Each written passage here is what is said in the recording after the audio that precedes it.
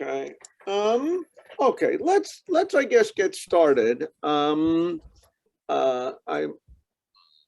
like again. I'd like to welcome everyone to Stanley Bak is our a new faculty member in computer science who works works in areas of verification and what I consider to be formal methods in computer science.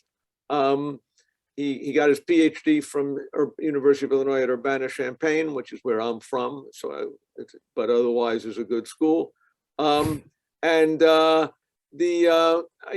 guess Stanley's talk is going to be about provable correctness in neural networks. Basically, Stanley wants to help us do things right, that's the so his talk is about what can we prove about neural networks, and at this point, I turn it over to him. Okay, thank you, Steve. Yeah, thank you for inviting me here to talk at the AI Institute seminar. So, yes, my research area is formal methods, and I think I would say it's formal methods applied to non-traditional domains. So, I guess what's a traditional domain for formal verification of formal methods? So, I guess the place where formal methods have enjoyed the most success is verifying properties about hardware circuits, about finite state machines and their behaviors. To a certain extent, software. There's some tools available for maybe simple software. You can prove properties about them. There's a lot of sort of interesting algorithms that people have designed where you can prove things about all possible behaviors of some state machine where maybe the number of possibilities is more than the number of atoms in the universe or something like that. And so those are the traditional domains. But of course, there's other places where people would apply them. So I've looked at cyber physical systems before. So those are systems where you have differential equations involved as part of the execution. So you don't have that in a finite state machine. This talk will be about neural networks, although you can combine some of these together, right? You could imagine you have a controller from reinforcement learning controlling a physical system or a robot or something like that. And so then you'd have to reason over multiple domains. In the abstract, formal verification takes as input a mathematical model of your system, a formal property that you're interested in proving, something you can state mathematically. And then the hope is to design some sort of verification algorithm that shows if this property holds under all executions of the model. And then something you could strive for is if that's not the case, you would hope for an example error. Or in like a cyber physical system, if you're have some property over a robot, maybe there's a specific execution of the robot that behaves according to the model, but violates the property that you wanted. It goes into some unsafe states. If the property holds, again, you could strive for maybe a proof that you could then check using encoded in some sort of logic that you could mechanically check. So this is what we're trying to get at. Where are we in terms of verifying neural networks? So the first question is, what is meant by neural network verification? And again, this can be phrased in different ways. What the community has focused on in the last couple of years is input-output properties of a neural network. It's not the only thing we focused on, but it's sort of the most studied problem in this domain. So these are properties where we would be given constraints on the inputs and constraints on the outputs. And then the question is there some specific assignment to the inputs that's within the input set, but it's not in the output set? And that would be the counterexample to this. So to make it a little bit more concrete, although not too much, you could imagine you have n inputs and you want to consider, instead of a specific input to the neural network, you have ranges of inputs. Each of the inputs is between 0 and 1, or it's within epsilon of some nominal, let's say, input image. And then an output property you could check is that the output of the network is output 1. And a typical way to express that is, let's say the first output is larger than all of the other outputs. That would say that the output of the network is output 1. And you could express this with sort of simple inequalities like this. And so this would be an example of an open loop neural network verification query. And so the title is, what can we prove about neural networks? And you could ask this theoretically, and you could also ask this practically. Theoretically, it of course depends on the specific structure. So the most studied structure of a neural network is just considering fully connected layers. Maybe with some hidden layer, fully connected layers. You have some hidden layers, and different types of activation functions that you're using. Of course, it gets more complicated than that, but that's the one that's you should study first if you want to build up a theory of how to prove these. So for those types of networks, theoretically, you can figure out what they do in terms of sets to any arbitrary accuracy that you would want. Although even with ReLU activation functions, this becomes an NP-complete problem. So it's slow but possible. But then the question is practically how well can you do it, right? Of course, if you have a tiny network, we should be able to prove lots of things about it. And then as the network gets larger, what's the limits of what we're able to achieve? And so the practical question, I think, is the one I'll focus on more during this talk. And that should be defined with respect to some specific examples that you're interested in talking about, right? So you have to define what in practice is. So what are some examples of systems that you could encode as neural network verification problems? So one very popular example is the ACAS-XU system of neural networks. So this was proposed in a paper, I want to say 3 or 4 years ago. I think it already has like 1,000 citations, which is a lot in informal methods, right? Maybe in deep learning, you accumulate citations very quickly, but this one sort of stands out with informal methods. And so what the paper proposed was a specific set of 45 neural networks that work together to achieve air-to-air collision avoidance. So if you start out with your own ship aircraft on the bottom, and there's some intruder aircraft coming at you in a head-on collision, the networks will tell you which way should the aircraft turn, the own ship, to avoid a collision with the intruder. And then depending on the specific configuration, you'll get a different sequence of commands that gets issued by the network. And so the inputs are the relative positions of the aircraft, and the outputs are one of 5 commands: strong left, weak left, clear of conflict, weak right, strong right. And so in the paper, they not only actually made these networks available for people to look at, they also proposed formal properties on these networks. But even before talking about the network aspect, I mean, why are they using neural networks at all for this system? So originally, this was designed using, I think it was like a hidden Markov decision process, and they had a very large table that they constructed that was, I think, several hundred gigabytes initially. And it looked like it was working okay, but then the claim was that you wouldn't want to put this on your small UAV, right? You don't want to fill up hundreds of gigabytes of memory just storing this lookup table.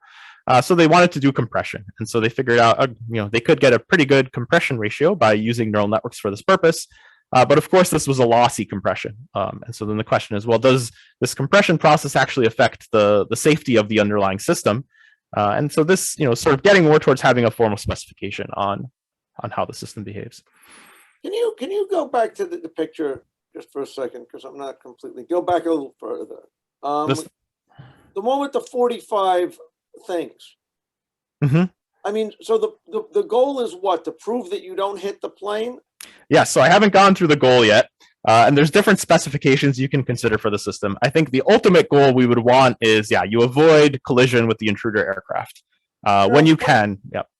And when I look at this thing, going back to this thing, it looks like some of the planes are making the wrong choice in that, like the one on the right, the leftmost red one. Mm-hmm. Is that a dumb plane, or is that?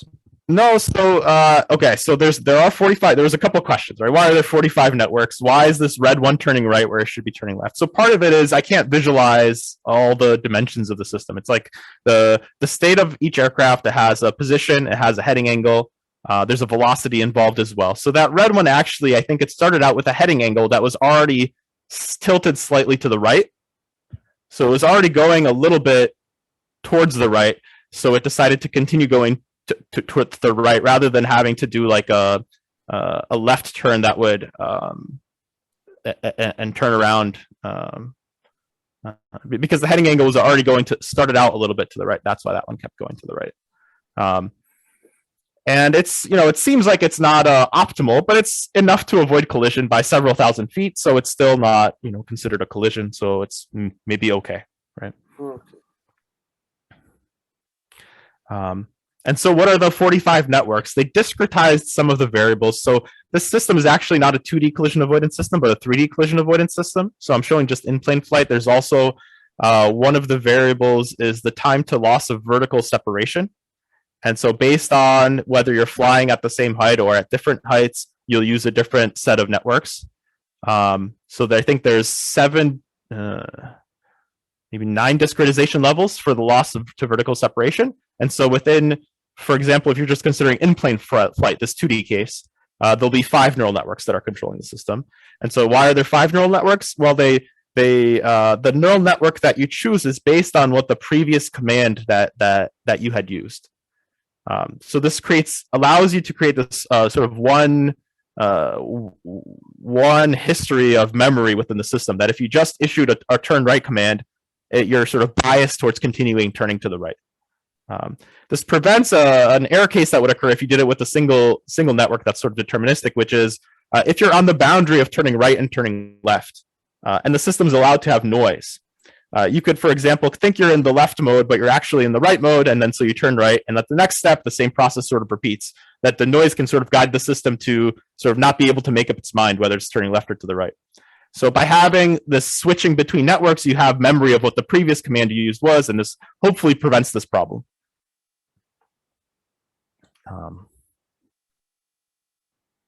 And of course, maybe you could use a larger neural network where one of the inputs is what was the previous command, or one of the inputs is the time to loss of vertical separation. I think their motivation was they achieved a better compression doing it this way. And I mean, they never released the original system, so I can't verify this. So as a verification community, we don't design the system. We take the system as it is and try to prove properties about it. Right. So this is a reasonable design for a system. There might be some questionable, choices that could have been made, but it's still, it's not too bad, I guess. So we have this lossy compression. Sorry, was there more to the questions or? No, I think that's good enough for me. Okay, great. So we did this compression with neural networks of this large lookup table. It's lossy, so there's a little bit of concern that collisions are possible. It's hard to test because there's a lot of variables. So we can express formal verification queries using the set-based approach. So what are the inputs to this network? To each of the networks, the inputs are 5 state variables. So the velocities of the 2 aircraft, the distance between the aircraft. I think they're like relative headings and relative positions. And the output is the 5 possible commands, and whatever command is, let's say, largest, will be the one that's taken by the network. These are small networks. So about 300 neurons and 6 layers, fully connected layers, ReLU activation functions. And that's good for verification because you don't, it's hard to approach the difficult larger problems that are actually used in, like perception networks, unless you can solve the smaller ones first. But it still, perhaps could be useful.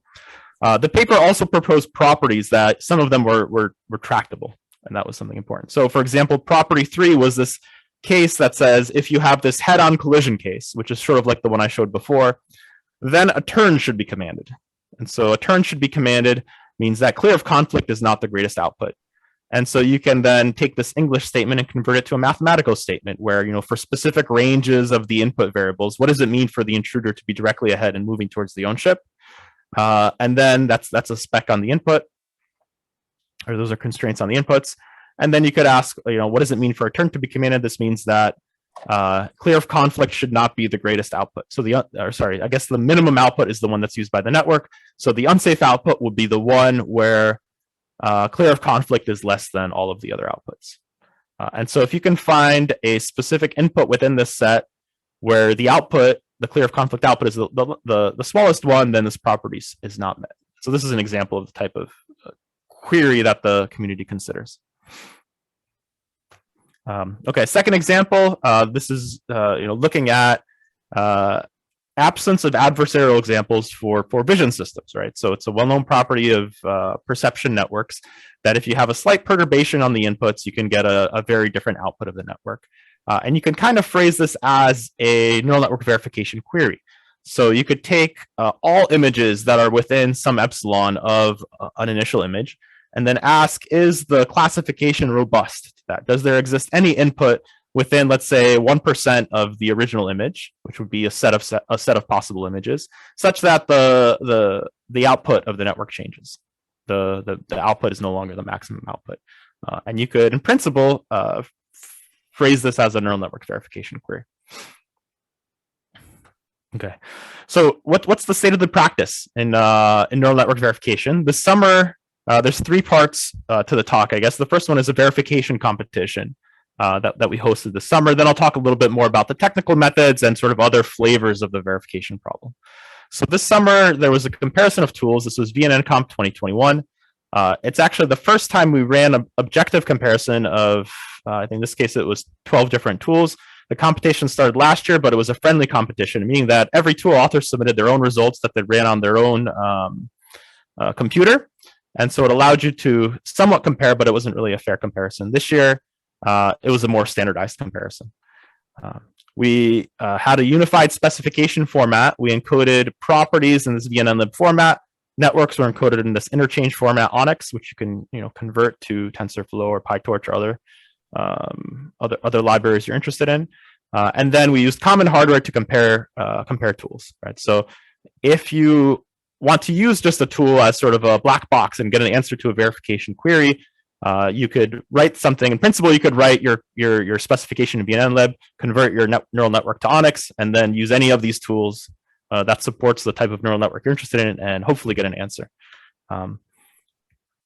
The benchmarks were proposed by the community. Most of them are actually image classification, which is tricky though too. So those results may be a little bit biased towards image classification networks. ACAS-XU, the one I described before, that one was there as well. And there was also this database indexing one. Again, there were, I think, like 12 participants. There was both a GPU and a CPU instance we considered.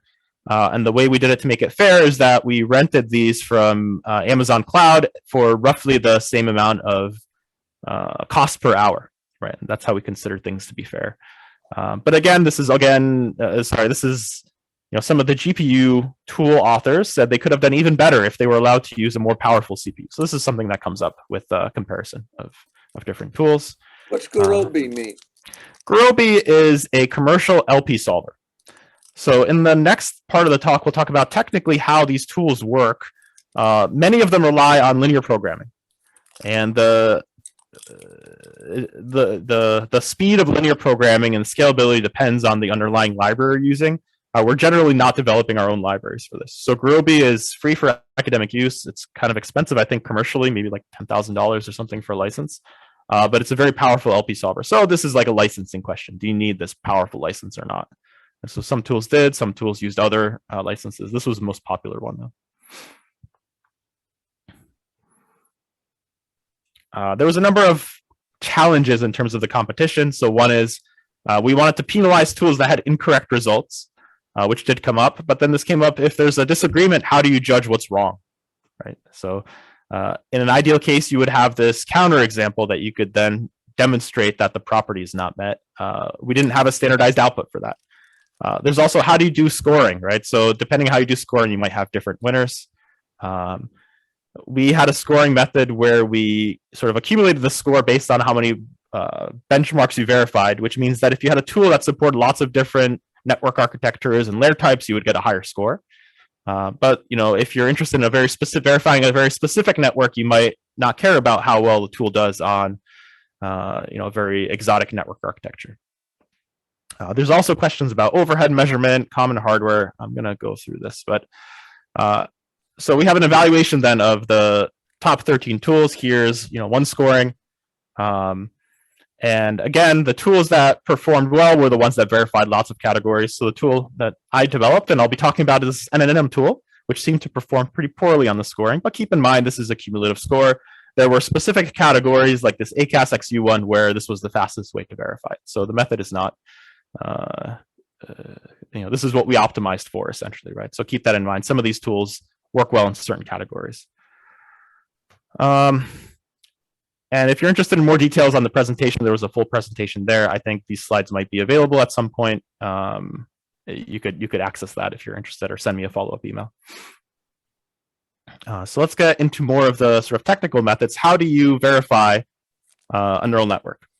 And this is specific to that NNM tool. This is using a reachability method to do verification. And there's other methods too. So we consider this open loop neural network verification problem for fully connected networks with only fully connected networks. And if you wanted to execute a network, if I give you a concrete input, you would have to perform two types of operations. You would have to handle affine transformations, which is matrix multiplication plus adding a vector. That's how you get from the output of one layer to the beginning of the next layer. And then you have to handle activation functions, which take you from the input of each neuron to the output of that neuron. And then those processes just repeat, and that's enough to execute this type of network that we're considering.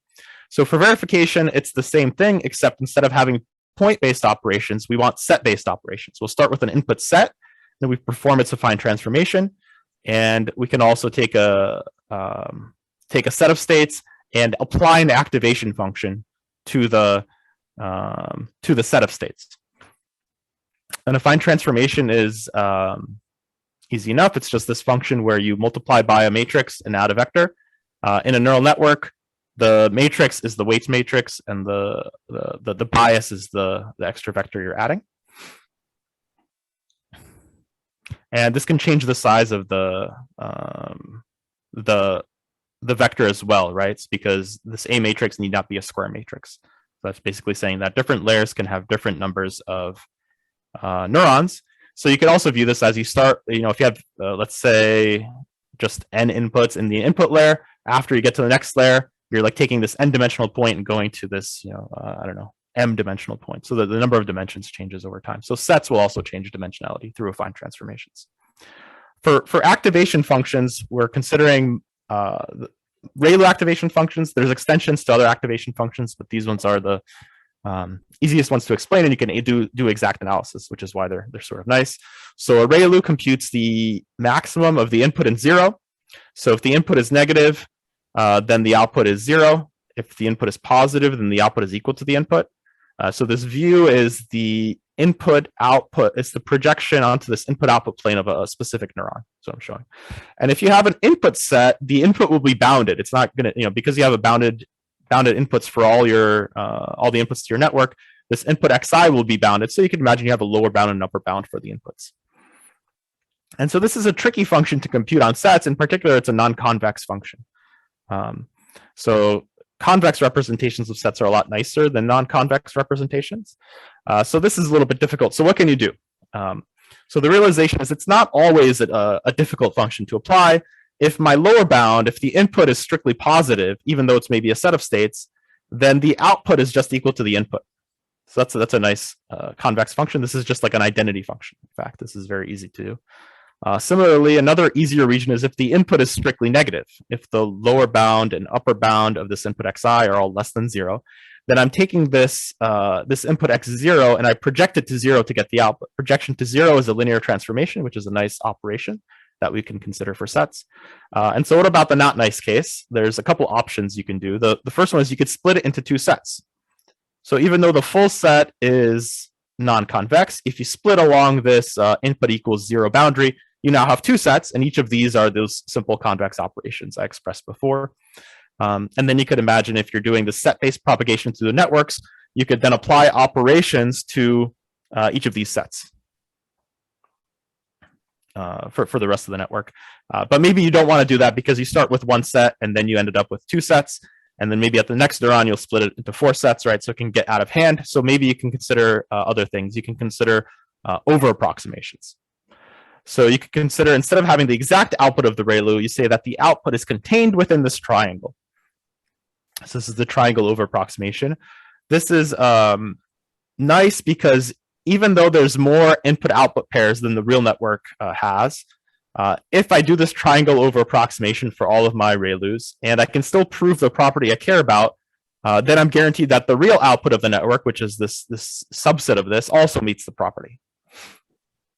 There's other over approximations that people have considered. So there's zonotope over approximations, which result in a region in the input-output space that looks like this. There's also single upper bound, single lower bound over approximations. So these look something like this right triangle. Although there is some choice you can still do with single lower bound and single upper bound. For example, this lower constraint, you can modify it and, for example, put it at an angle. This would still have sort of a single lower bound and a single upper bound. And it's incomparable to the previous one, too, because there's some states you've excluded and some states you've included, right? It's not a strict subset of the previous ones. So the single upper bound, single lower bound was the basis of many of the tools, including the tool that won the competition. They also had a bunch of other optimizations, like how do you actually choose the slope of the lower bound? That's sort of a choice you have. I'll be talking mostly about the other methods where we have this triangle over approximation as well as this zonotope over approximation. So two different ways to over approximate the ReLU, as well as the exact analysis method where we split things into parts. So there's two types of sets that we consider for this for these operations, right? So we have operations we want to do on sets. How do you actually represent the sets? Yes, with this approximation, if the thing declares itself as safe, you report it as safe. Mm-hmm. But I guess if the plane crashes, you don't know if it really crashed. Exactly. So there may be some spurious counterexamples. So there's some strategies to deal with this. Usually you'll go back into the verification problem and use a more exact approach for parts of the system to get a tighter over approximation and continue this process. But exactly right. Yeah. So if it works, it's great. If it doesn't work, you can either say unknown. You definitely don't want to say unsafe unless you could try a concrete execution and try to find unsafe states, but in general, you'll just say unknown. Mm-hmm. So these are set operations, right? Like how do you take an affine transformation? How do you split a set using intersection? How do you create a triangle over approximation from specific inputs? It depends on your set representation. And so in computational geometry, there's different ways to represent sets. The traditional set representation of using polytopes with half space constraints or vertex constraint or vertex representation don't really work for these problems because doing affine transformation in high dimensions is not efficient, where high means like more than 10 dimensions. So if your network has more than 10 neurons per layer, you won't be able to just use polytopes and propagate them through the network. So that's the motivation for using other representations. So in particular, we'll focus on zonotope and star set representations, and these are related to each other. So a zonotope, you can think of it as an affine transformation from a p-dimensional unit box to an n-dimensional space. Here's sort of a mathematical definition. So you start out with some box, and then you have this affine transformation that takes your box to some other dimensional space potentially. And it performs some operations on it. So here it's from 2 dimensions to 2 dimensions, so I could draw it. But in general, this could take it to a higher dimensional space. And in the representation, you keep the affine transformation part separate. You keep it sort of explicit. A star set is the other representation we'll use. It's very much like a zonotope, except instead of being an affine transformation of a unit box, it's an affine transformation of a polytope. So you have a half space polytope defined in your domain in p dimensions. And again, you keep the affine transformation term separate here. So like a star set is all points x in your n-dimensional space, where x is an affine transformation of some point alpha, and alpha is contained within this is a half space polytope, so something defined with linear constraints. And so why are we using these two sets? Again, it's because the operations we want to perform on, for example, linear star sets are efficient. You can do affine transformation by just modifying the C and the V within that previous mathematical definition, which is just matrix multiplication. That works well in hundreds and thousands of dimensions. Optimization. So you need, for each ReLU, you need to compute the lower and upper bound of the input, which means you have to optimize over the set. So for linear star sets, this means that you have to optimize over H half space polytopes, which is linear programming, which again, linear programming will work in hundreds and thousands of dimensions. And computing intersections is just adding constraint to the half space polytope, which just becomes a little bit of linear algebra, but essentially this is matrix vector multiplication. That's the complexity of this. So again, very efficient in a reasonable number of dimensions. Excuse me, Stanley, is it possible to ask a question? Sure, please. This is Eugene Feinberg, and I'm losing you because neural nets is not my field, but many years ago, I worked a lot with neural nets. And my question is that this representation function that you use, is it what people usually consider sigmoids or not? So we're not using a sigmoid activation function. Yeah, for this talk, we're just using this ReLU activation function where yes, it's and this is my question, that why are you doing this? Because I think so much success was achieved by doing sigmoids, especially in deep learning. So or there is any theorem that in deep learning you can do everything with linear functions. That's what I could you please just quickly comment on this? Sure. So there are extensions to everything I'm saying here to other activation functions like sigmoid. You can't do this exact splitting with sigmoid, this one where you split into two sets. You can't do that with sigmoid because you have this sort of curved surface, right? But the over approximation still works. My understanding of why people use ReLUs a lot recently is that they are very efficient to parallelize on GPUs so that training can be done pretty quickly compared with other activation functions.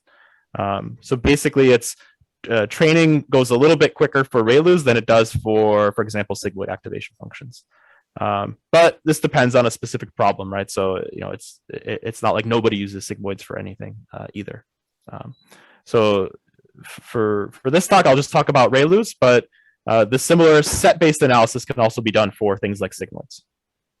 But when people work with deep learning, especially like in reinforcement learning, they're trying to approximate certain functions from certain classes. And for example, continuous functions are the functions may not continue, but they pretend they continuous. Now, is any theorems which activation functions actually provide approximations and which do not provide approximations? So it's an interesting question.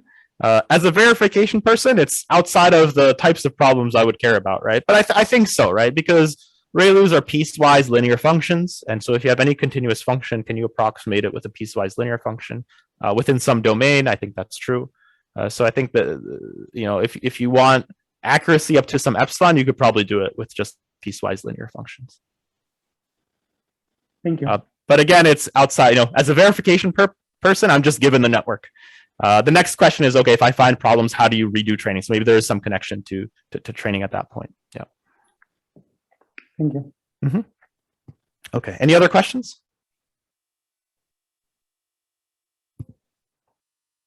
Okay. So the purpose of this one was saying that we have these two representations, zonotopes and star sets. On these representations, you can perform certain operations efficiently. Zonotopes and star sets both support affine transformation and optimization. Zonotopes don't support intersections. And so the reason is zonotopes, they're affine transformations of a unit box. So their set will always be centrally symmetric. And you can define a triangle with intersection operations, which is not a centrally symmetric set, which means you couldn't represent that with a zonotope. So zonotope, you just lose this last operation. So let's go through just a simple numerical example of how these operations work in practice to be able to propagate sets through neural networks, right? And so this is the network I'll consider. Everything's in 2 dimensions, so I can actually plot things and you can visualize them. But in general, of course, you may have more number of neurons per layer. So we have this input set, which is defined as just a rectangle. Our first layer will rotate the set by 45 degrees. So here's a weights and bias vector, weights matrix and bias vector. Our second set will just translate the set down.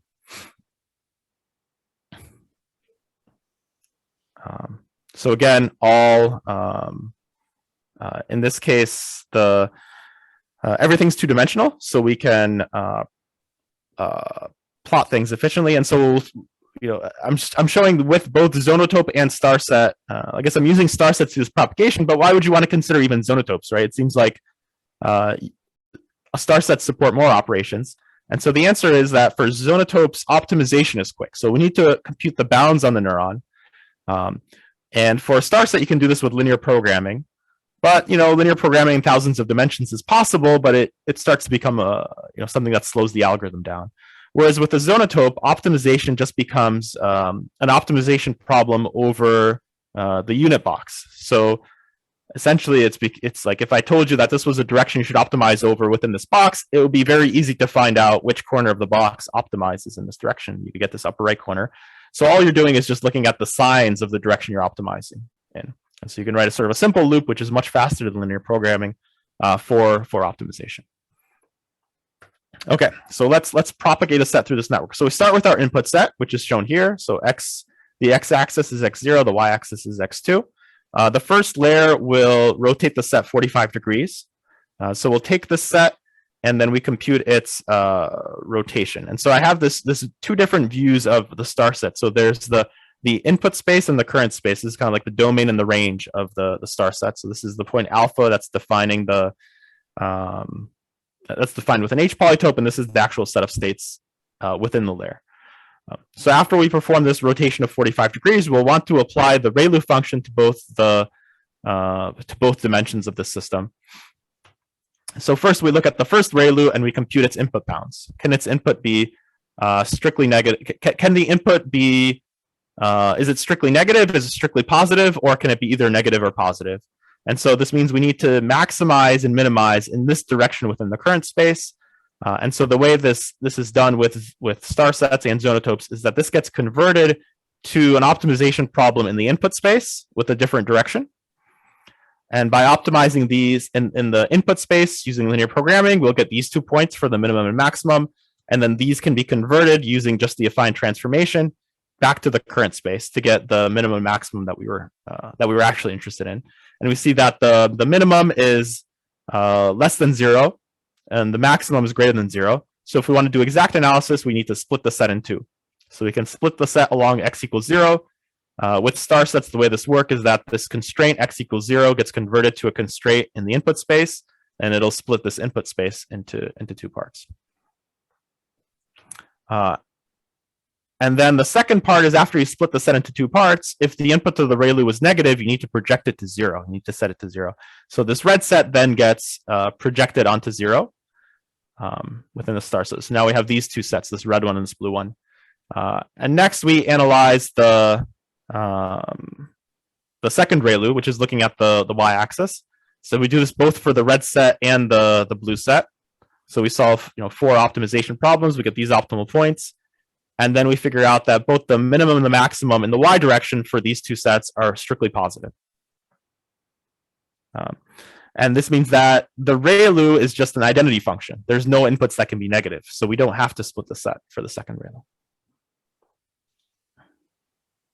Okay, next network, we'll take each of these 2 sets. We perform the next affine transformation, which is the translation down, and then we'll analyze these 2 ReLUs. When you look at the first ReLU, you look at it in both sets and you see that the input is the set is strictly non-negative, which means you don't need to split along the first ReLU. And for the second one, you see that there are actually within the blue set, the lower bound is less than 0.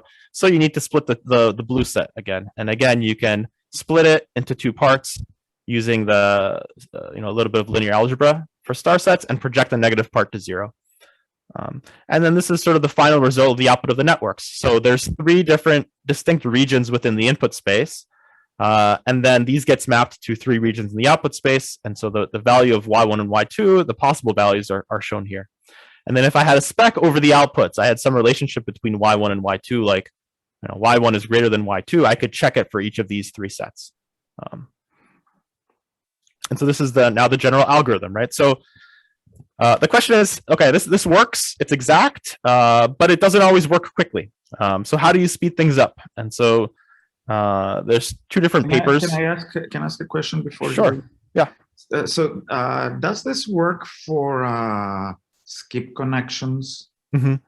Yeah. So this is or residual connections going to skip layers and so on. Yes. So you can within the competition there was 1 residual network. So the question is, does the method work or do the tools work, right? So the tools, there's a little bit less support. Some tools do support skip connections. In practice, not too much changes, right? Because you can think of a skip connection as sort of like an extra neuron where you don't have to apply a ReLU that has like a identity function applied to it, right? I see. So you get a slightly different structure, but the operations are all the same. Okay. Mm-hmm. The problem that comes up usually with exact analysis is that the splitting process is done along each neuron that has both positive and negative values, which means, and then you have to recursively analyze the rest of the network. So if you split along every neuron, then you would, if you have n neurons, you'll have 2 to the n sets that you end up having to track. And that gets really slow, right? Where n is the number of neurons in your network. But in principle, anyway, you could do exact analysis in this way. So how can you speed things up? there's two paths to improvement. There's creating new algorithms, and then there's optimizing existing algorithms. And so the approach taken in those two papers was this optimization approach. But of course, these two are related, right? Because as you find the bottlenecks in an algorithm, you modify your previous algorithm to avoid those bottlenecks, right? And so this is a theme in formal methods as well too, where there's lots of proposals for different ways to analyze systems, and if you don't do the engineering correctly, you'll get the wrong conclusions about what method's fast and what's method is slow. And so if you want to do these types of optimizations, you have to measure the performance of your system. And so what's the bottleneck of this algorithm, right? And so the first time I did this on the code, I quickly found that I was making a lot of copies. And so this is not a problem with the algorithm, this is a problem with the implementation, right? So you keep doing this process of measuring and optimizing until you get to a bottleneck that's a little bit harder to solve. And so with this algorithm, the LP solving time ends up being the bottleneck. And so what is the LP solving step? This is the step of finding the bounds of a particular neuron. So you need to know the lower and upper bound to know whether you need to split or not split. And that's solving a linear programming with star sets. So in principle, to find the lower and upper bound, you need to solve 2 LPs for each neuron. I have a question. Yes. My understanding what you're doing, you find for a neuron pre-image where the output is non-zero, but you have many neurons like this. So, for example, when you have 2 at the first layer, 2 at the second layer, for example, in one you have this region, but another you comes to 0. Then it will continue to do something. So in each step you intersect, that it is clear that in the end you get the area that went there and when it came to the boundary. But it looks like you run to some kind of combinatorial problems if you have many layers, and because if this 0, for example, you have two layers up and down, and up you're in the region, but on the bottom you're in 0. But then up, and then again they will look like region. That's my question. No, you're absolutely correct. So this can become a combinatorial problem, which becomes very slow due to the number of sets, right? So you're not wrong. You have the correct understanding of the problem with this approach. Thank you. So I have a question too for Steve. So this seminar, is it a 1-hour seminar? You keep going. People will vote with their feet, or with to be specifically with their button. But I'm happy for you to continue going. Okay, sure. So there's this problem of there's a lot of splitting that occurs. If you still get through the network, the thing that ends up being slow is LP solving. So if you could speed that up, you could, let's say with it, if you had some finite time, you could analyze larger networks or analyze larger input sets where more splitting is possible. So this is what we're trying to optimize here. So how can you, I don't have much hope in speeding up LP solving because that's not my specialty, right? It's a well-established algorithm. You can buy these, commercial tools that cost $10,000 a license from Gurobi that work really well. So the only thing you could do is avoid LP solving. So how can you run this algorithm without having to solve for the lower bound and upper bound? And so this is a theme in formal verification where if you want a high performance method, you need the appropriate level of abstraction, which means like the correct level of over approximation. Where what does that mean? It means you take as much over approximation as you can while still being able to verify the property you want, right? So it doesn't matter how much over approximation error you have if you're still able to prove the property. And so the first idea here is we can use zonotopes then to give us over approximations to check whether branching is possible, and this will allow us to avoid LP solving. So how does this work? At each point, I'm not just tracking this star set through the network. I also have this zonotope over approximation. And if the zonotope over approximation tells me that the input bounce for this particular neuron means that the output is going to be in this range. This means the input is strictly positive. And it's actually, an over approximation. This means the real input range is strictly smaller than this blue set. So then I'm able to conclude that for this neuron, I'm in this strictly positive region. I don't need to split the set. And so why does this help? Because optimizing over zonotopes I can do with a loop. I don't need an LP solver. So instead of solving 2 LPs, then for this neuron, I could do it with 0 LPs essentially, right? And so similarly, if the zonotope tells me I'm in the strictly negative range. Okay, so that helps a little bit. I get rid of some LP solving. What if zonotopes don't help, right? What if the zonotopes still have this lower bound less than 0 and the upper bound is greater than 0? Can I do better than 2 LPs? So in terms of exact analysis, I don't actually need to compute the lower bound and upper bound, right? I just want to check if I'm on one side. So am I strictly on one side of 0? And so if I know that the lower bound is greater than 0, then I'm done. I don't need to do the upper bound. Or similarly, if I know the upper bound is less than 0, then I'm done. So maybe I could get away with just a single LP if I don't have the splitting case. And so the question is, how do you choose the direction? I could guess, right? Maybe I'd be right about half the time. But it's sort of a better idea is I could use a concrete execution of the neural network. I take a single point from my input set and run it through the network. And then for each neuron, I have a specific input value. And then I know that the real range will contain the specific input. And so in this case, if I know that the concrete input has an input that's negative, the region might be strictly negative, but it's definitely not strictly positive. So what I should do first is I should first optimize for the upper bound in this case. And if that one's less than 0, then I'm done with a single LP. Okay, so this is nice. I've cut the LPs in half. It's still the bottleneck, right? So is there something more I can do? And so the zonotope pre-filter approach we were using, it works great if it's more accurate, but because I can't exactly I can't compute intersections on zonotopes, it's going to lose accuracy over time. The set's going to get larger and larger. So are there ways to improve its accuracy without requiring being able to compute intersections? And so the idea here is, can I make the zonotope smaller without, can I make the zonotope smaller while still keeping this over approximation property? And so recall that the black set is the zonotope. It has to be this box shape, and the red set could be the star set where I could represent a triangle exactly. And they're both this sort of affine transformation part. So the idea with the zonotope domain contraction is, let's say I did a couple intersections on the red set, and I have this smaller star set now too. So I can't represent this with a zonotope exactly because it's not a centrally symmetric set. But I can do better than the black square here. In fact, I could do this sort of smaller black rectangle here. And so how can I compute then in this case, it's like the tightest box bounds for this triangle? There's a couple of different algorithms, right? And so the first one, what it did is, if you had, it considered this problem of if you had a box and you just did a single intersection of the box with, if you had a high dimensional box, you intersected that box with a single half space, and you just wanted this region down here, how could you get the tightest box bounds of that set? And that you can compute without LP solving. You could do it with just a single loop. So it's like a contract simple approach. You can't always do this, so consider this case, right? Again, I'm considering this region down here after 2 intersections. The upper bounds of the box can change down to point R, but I can't reason over any of these intersections individually and find that out. If I just did a single intersection, the box bounds don't change. So in this case, maybe I could use LP solving. So I would compute the maximum within the half space polytope, and that would find the point R, and then I could reduce the box bounds.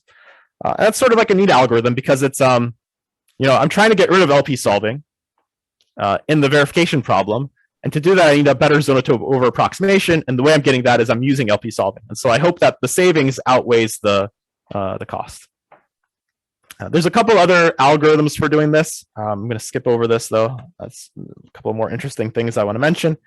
So what about over approximation, right? So far I've only been considering exact analysis with splitting, and I had this zonotope over approximation, but there were different types of over approximations I could use, right? I could use a triangle over approximation.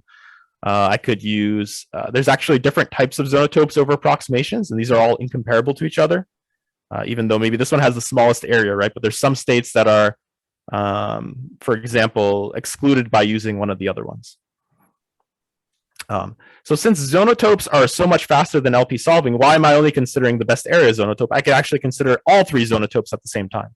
And if any of them are able to exclude a set, they're all over approximations. Or if any of them are able to, tell you that a neuron is input is strictly negative or strictly positive, then that's enough to tell you that there's no splitting allowed. So this is sort of a multi-abstraction analysis.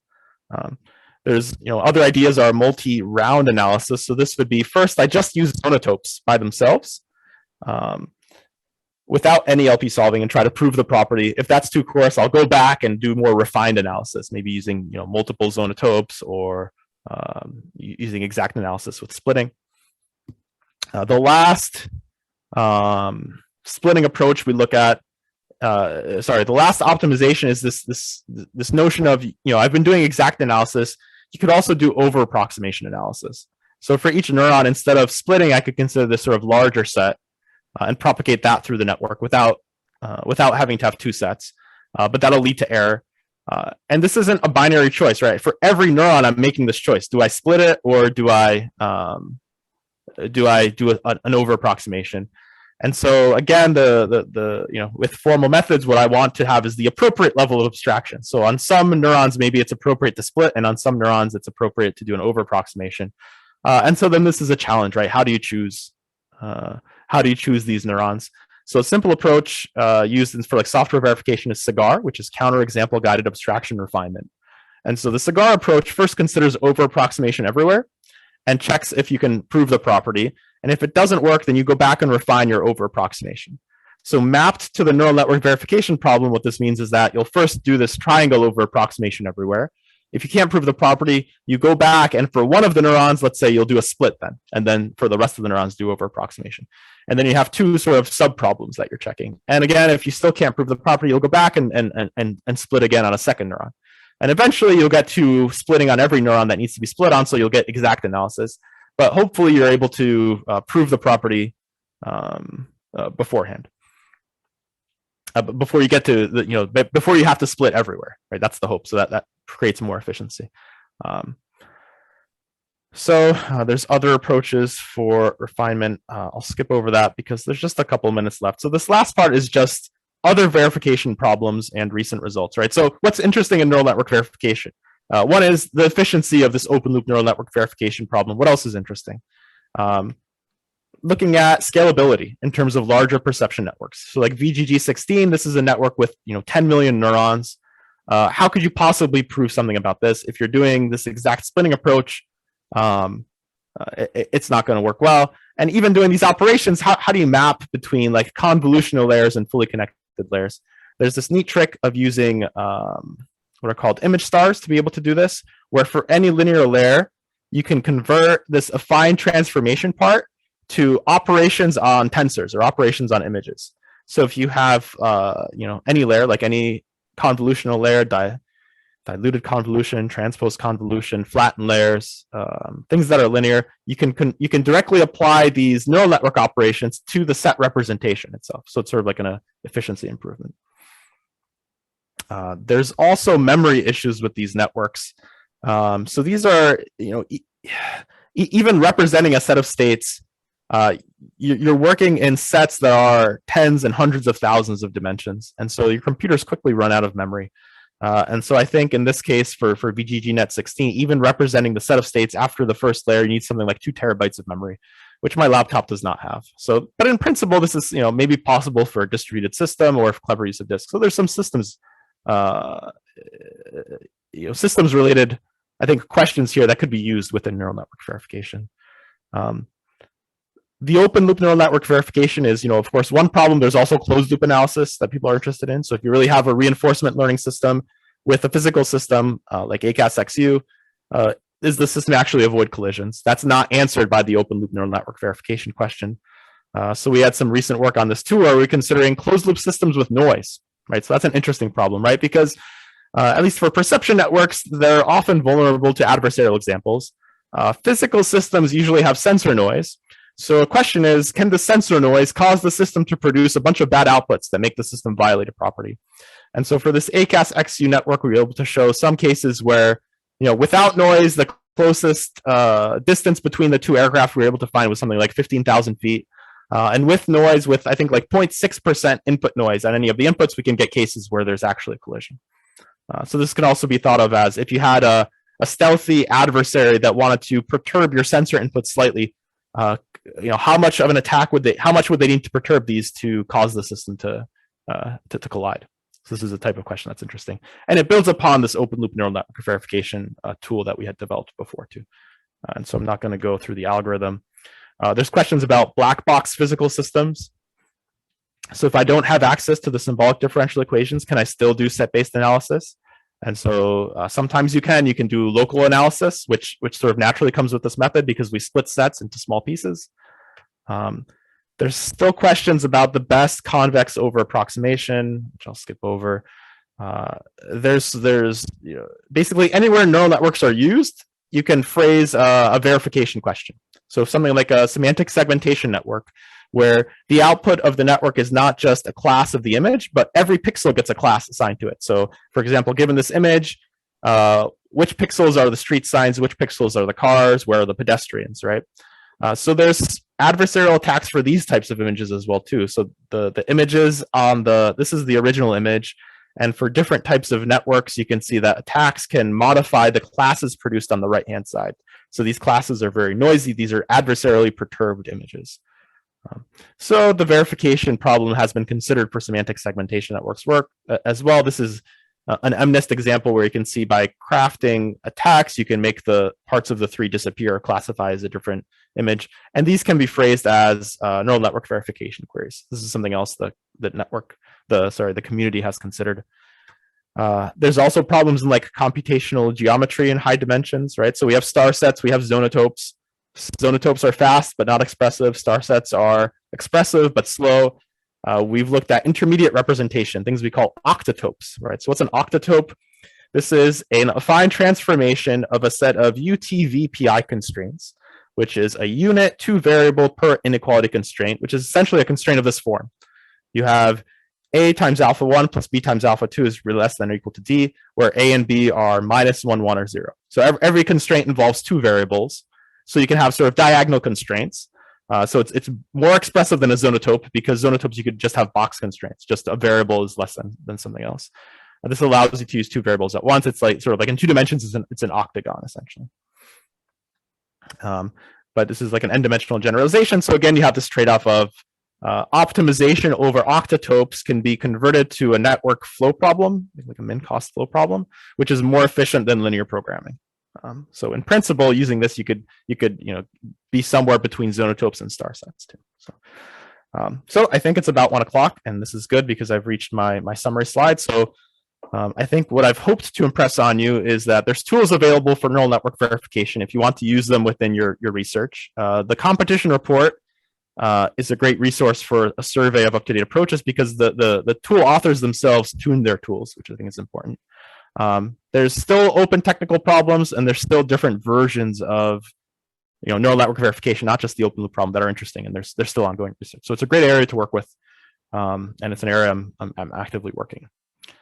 And I think that's it. And I guess on the bottom here, I'll just explain this is like a visualization of the execution of a neural network projected onto 2 dimensions at each layer. And so the blue points are random executions. So you could randomly sample this network and see what the outputs are at each layer. And the gray set is this exact set-based analysis. And so what you see at the output layer is there's a large region that's possible for the outputs that you don't see using random executions. And so this sort of motivates that verification, you get stronger guarantees. Okay, I'll leave it there, and happy to answer any further questions. Okay, that's very interesting. Any questions? I can ask a couple. Go. Okay, so this is super interesting, and I have one question. Is any of this being incorporated actually in the design of the networks themselves? So now people do neural architecture search, for example. So can I, when I have my constraints on what I want my network to be doing, can I add any of this stuff as constraints on the design of the network? Mm-hmm. So there's 2 answers that I come immediately to mind. The first one is for adversarial. When your properties are trying to prove the absence of adversarial examples, you somehow want to prove that your network has some robustness, and so that's been used where the networks, the verification tools output adversarial examples when they're not robust, and you can use it sort of like adversarial training. You could also do this with regular adversarial example generation attacks as well too. So that part's not really too interesting. This work on semantic segmentation networks looked at the robustness of networks with different types of architectures. And so there were some recommendations here on which types of layers produce more robust networks. Trying to generalize to answer this question, right? If you were designing the architecture, what type of architecture should you be looking at? And that can hopefully limit the search space, I guess, for a good architecture. Although there's still issues of this is for MNIST, right? How well does this scale up to a more complex network, right? So that's not really. No, but I'm saying that you're doing neural architecture search through some kind of optimization process, right? Mm-hmm. So can any of the math that you showed us, can this become part of the optimization? So can I actually satisfy these requirements as I'm searching? Mm-hmm. Mm-hmm. In the extreme case, can I back propagate with these requirements? Mm-hmm. Right, so that then they become constraints on any neural network. So you could encode, like if it's an adversarial example, you could use verification methods to compute a robustness score for your network for some specific images, and then you could incorporate this into the search, saying that you have a part of your cost function involves this robustness score. That would be one way to incorporate it. If you had a different type of spec, like the ACAS XU spec, right? If this is a smaller network, there may be ways to do it as well. So the result, oftentimes when you have a specification, you can consider relaxations of the specification. So for example, in ACAS XU, I want the clear of conflict output to not be the minimum output. I can consider the robustness of that specification. How much, even if the property is met, how close is it to being violated? If I added 0.1 to it, would it be violated? If I added 0.2 to the clear of conflict output, would it be violated? And then perhaps this could be used as a way to, create networks not just that satisfy the spec, but are robustly satisfy the spec somehow, so that you're not just on the verge of violating a specification. I haven't seen too much work in that beyond adversarial training and maybe these types of high-level recommendations for network types. And speaking of adversarial training, we like to use GANs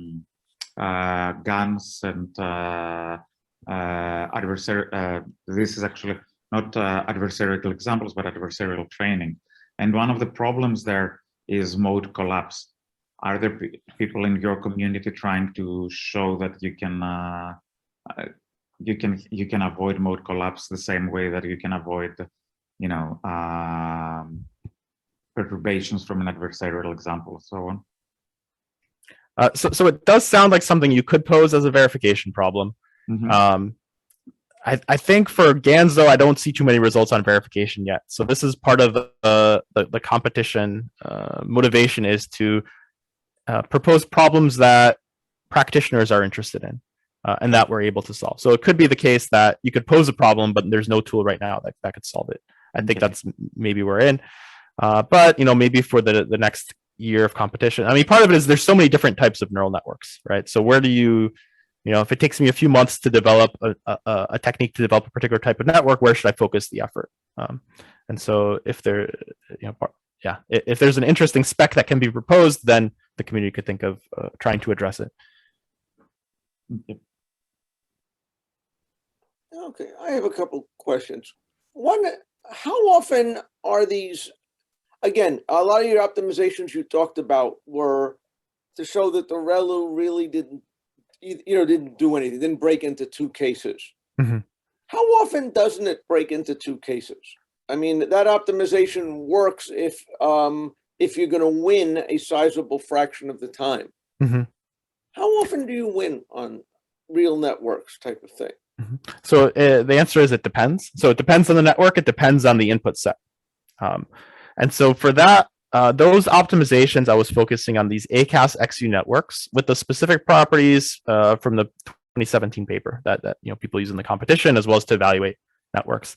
And so in that case, the difference in optimizations was you were able to take the verification time from, in certain cases, from days to minutes to seconds, actually. So the original 2017 paper, there were some properties that they were able to prove using, it was a approach closer to LP solving. But they were able to prove certain properties using days of computation time, and there was others they weren't able to prove at all.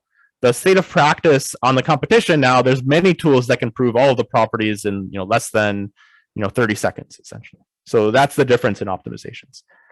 For larger networks, like image classification networks, it plays less of a role because in those cases you have more splitting. To analyze those networks, it's much more about managing over approximations. And so maybe in those cases you can only split 3 or 4 times before the problem starts taking too long. And so then it's like, where do you do the splitting? And you use zonotopes instead of star sets because they're more efficient for optimization. So the whether it works or not depends on the application. My feeling is for smaller networks, like from reinforcement learning, you're more likely to be able to have cases where you win, where you get a benefit, than larger networks where you're not going to do exact analysis. You should be focusing more on looking at over approximative analysis. One other question: is there any way you can synthesize networks to realize these properties? This may be a P versus NP kind of thing or something like that, but in principle, could you synthesize what the weights on these things should have been to guarantee that you're going to pass the test? So I saw a work that it was, I think on Twitter, it wasn't even published. They were using SMT solvers to do this, right? They put all these variables into an SMT solver such that it meets a spec. And for tiny networks, like 10 neurons, they were able to do this, right? Which is probably why it's not a publication. The other work I've seen here is for restricted architecture types. There's a type of network called like a two-level lattice network, where they're able to, I don't think it's as expressive as a general neural network, but they're able to, I think, synthesize the networks to meet certain properties, or at least the verification problem is somehow easier for that subset of networks. For general networks, I don't think there's it's use an SMT solver, but then run it forever. So I don't know if there's an efficient way to do this in general. Yeah, there may be a fundamental reason why that is too, right? I have a question. Yes. Hi, Stan. Very nice talk. So we've recently observed in backdoor attack neural networks, there's some kind of shortcuts. So basically, some low layer neurons and high level, deeper layer neurons, they co-fire very exactly. So this sort of is related to if the neural network saw some kind of local patterns, it strongly influenced the output, right? So that kind of, once you figure it out, it really makes sense. So my question is there a way to verify this in general? So I think the typical verification problems are over the outputs of the network, but I think in principle you could use, you could make properties over any of the intermediate values as well, right? This is sort of like you just add skip connections to the outputs. But there's one difficult question is you need to find through the layer which neurons are you really the ones. It's not like all the neurons are co-firing. Right? Yeah, so if it's 2 neurons, right, you could enumerate all combinations of 2 neurons, but maybe that's not what you want to do, right? Yeah. No, it's an interesting question. It could also be something like if you can combine a set of neurons, do some kind of sets, intersection, sets, or union type of logics. I'm just curious about this in general. Yeah. If you're doing exact analysis, I think if it's, let's say you have 2 neurons that co-fire always exactly. In general, if you have 2 neurons, if you want to analyze all the cases, whether it's in the positive or negative range, you'd have 4 possibilities. If these 2 neurons co-fire, you would see that there's only like 2 possibilities, right? Either they're both positive or both negative. So there is some information you get out of it. But I think you're right. The challenge would be, okay, this is if you're 2 neurons out of 1 million, it might be hard to identify those exact 2, and maybe you need more than 2 to really draw a strong conclusion, right? All right, thanks. We can talk offline. Yep, sounds great. Yeah, thanks. Thanks, John. Okay. Any other questions? If not, I'd like to thank our speaker, and Xiao, who just asked the question, is going to be our next speaker. After that, I'll send the announcement out relatively shortly. Hello. So, Hello. Yes, question. Hi, Professor. Nice talk. I had a question that could we somehow use simulation? Like I know simulation is very computationally ineffective, but if we just, let's say, wanted to see that there's some particular kind of input and what kind of progress can it make throughout the layers, let's say talk about much larger neural networks, then can simulation help in knowing that what some particular input can go through while going through the neural network? So I think so. I think simulation is used in these cases, right? So one thing you could do is if I run two simulations and one of them has a negative input to a neuron, the other one has a positive input to a neuron, I know there's going to be splitting. So if I run lots of simulations, I could imagine taking like the convex hull of all of the simulation points, and this gives me an under approximation. Well, it gives me, let's see, if I somehow take if these are convex sets because I've done the splitting, this gives me a convex under approximation of what the network can do. So then you could imagine approaching the problem from the other side. If I have some way to do over approximations and some ways to do under approximations, can that be used for efficiency? So I think so. How to go through the details and make use of that is a good question. And then how to optimize it, right? Because if I need to run 1 million simulations, at some point it becomes slower than just doing set-based analysis. So there's some trade-off there too that needs to be looked at. All right, thank you. Okay, any other questions? If not, let's thank the speaker. Actually, I think that was a very clear and informative talk. I learned something from this. Okay, so thank you, Stanley. And I will send out the announcement of Chow's talk sometime soon. Okay, thank you very much. Okay, thanks everyone. Bye.